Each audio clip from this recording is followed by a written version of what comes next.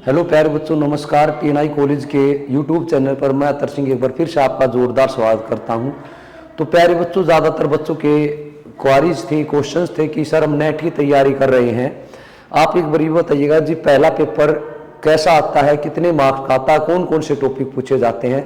तो प्यारे बच्चों, अगर आप नेट या जेआरएफ की तैयारी कर रहे हैं तो जो फर्स्ट पेपर है वो कैसा आता है, कितने मार्क्स का होता है, इस वीडियो में इस पर चर्चा करेंगे। तो बेटा देखते हैं। सबसे पहले अगर हम बात करते हैं जून 2024 में जो नेट का जेआरएफ का एग्जाम देने जा रहे बच्चे, वो सभी बेटा ध्यान से इस वीडियो को देखना क्योंकि ये काफ़ी काम आएगी। तो सबसे पहले जो नेट में फर्स्ट पेपर है, फर्स्ट पेपर में अगर ये पूछा जाता भी नंबर ऑफ क्वेश्चन कितने हैं, और नंबर ऑफ क्वेश्चन अगर पूछा जाता है तो नंबर ऑफ क्वेश्चन भी 50 है। अब बात ये है कि भी एक क्वेश्चन कितने मार्क्स का है। भाई एक क्वेश्चन जो है वो 2 मार्क्स का, अर्थात एक क्वेश्चन है वो 2 मार्क्स का। अब टोटल जो है ये 100 मार्क्स का होगा आपका। नंबर ऑफ क्वेश्चन 50 है और बेटा एक क्वेश्चन का जो अंक निर्धारित किए गए हैं वो 2 नंबर का है। ड्यूरेशन 1 घंटा है। अब बात आती है कि सर नेगेटिव मार्किंग है या नहीं। बिल्कुल भी नेगेटिव मार्किंग नहीं है, तो इस चीज को आप ध्यान में रखेंगे, अर्थात अटेम्प्ट करना जरूर है क्योंकि नेगेटिव मार्किंग इसमें नहीं है, तो प्रत्येक क्वेश्चन को आप अटेम्प्ट करेंगे।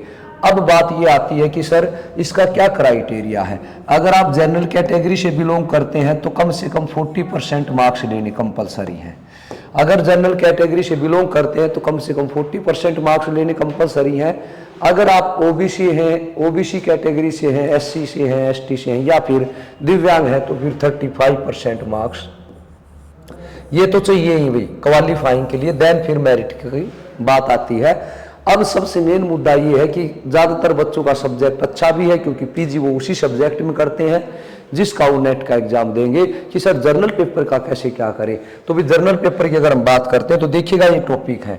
जर्नल पेपर में जिस तरह से आपका सेकंड पेपर हिंदी की अगर मैं बात करूं तो 10 यूनिट में बटा हुआ, इसी तरह से फर्स्ट पेपर भी 10 यूनिट में बांटा गया है। वैसे तो डिसाइड कर रखा है कि प्रत्येक जो यूनिट है उससे 5 क्वेश्चन आएंगे टॉपिक से, बट कई बार होता है किसी से 7, 8, 5, 1-2 नंबर ऊपर नीचे हो जाता है। लेकिन जो है कि देखिएगा सबसे पहले भी टीचिंग एप्टीट्यूड, टीचिंग एप्टीट्यूड की अगर बात करते हैं, टीचिंग एप्टीट्यूड आएगी बेटा जिसको शिक्षण मेथोडोलॉजी या शिक्षण पद्धति बोलते हैं।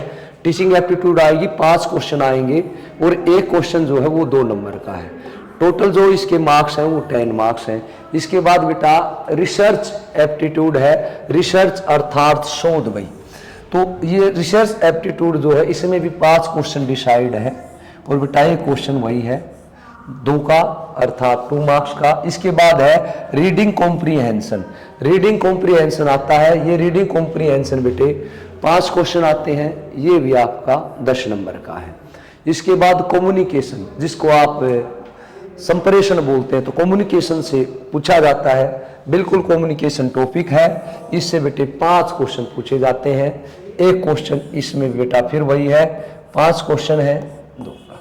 इसके बाद है रीजनिंग, तो रीजनिंग जो है वो रीजनिंग एक तो रीजनिंग है कि भी रीजनिंग लॉजिकल है, लेकिन यहाँ जो रीजनिंग है वो मैथमेटिकल रीजनिंग है।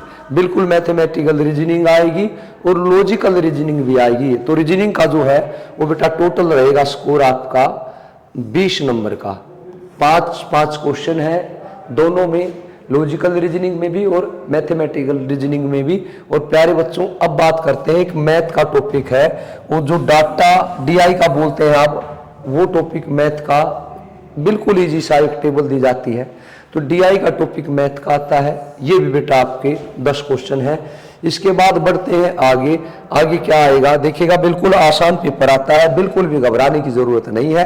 तो DI के बाद बेटे जो ये टॉपिक आपके इंफॉर्मेशन टेक्नोलॉजी कह सकते हो और कम्युनिकेशन भी, अर्थात एक तरह से कंप्यूटर जो है वो अनिवार्य कर दिया गया है। तो इंफॉर्मेशन टेक्नोलॉजी और बेटा कम्युनिकेशन टेक्नोलॉजी एक तरह से बेटे 10 नंबर की ये आएगी। उसके बाद अभी पीपल एंड इन्वायरमेंट जो हमारा पर्यावरण आसपास का, ये भी बेटा 5 क्वेश्चन आते हैं। इसके बाद हायर एजुकेशन सिस्टम है, हायर एजुकेशन सिस्टम में लेके अंग्रेजों के समय से लेके अपना देश आज़ाद हुआ उसके बाद जितनी भी आयोग नीतियाँ आई या अब जैसे NEP आई है, NCF आई है, इन सब से लेके भी बेटा पूछा जाएगा। जो भी आपके पोलिटी या एडमिनिस्ट्रेटर के एजुकेशन से संबंधित जितने भी आयोग आए हैं, नीतियाँ आई हैं, एनसीएफ आए हैं, इनको लेकर क्वेश्चन पेपर में पूछा जाता है। अगर इस तरह से ये टॉपिक बिल्कुल ईजी है, इंग्लिश नहीं आती है, मैथ ज़्यादा हाई लेवल का नहीं आता है जिससे अक्सर बच्चे डरते हैं, साइंस नहीं आता है, तो प्यारे बच्चों बिल्कुल आसान पेपर आता है। बशर्ते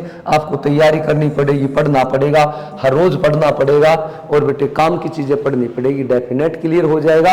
अगले वीडियो में जैसा आप बेटा कमेंट करो कमेंट बॉक्स में, मैं फिर हाजिर हूँगा। तब तक के लिए दबा के पढ़िए, दिल लगा के पढ़िए, मुस्कुराते रहिए। जय हिंद, जय भारत।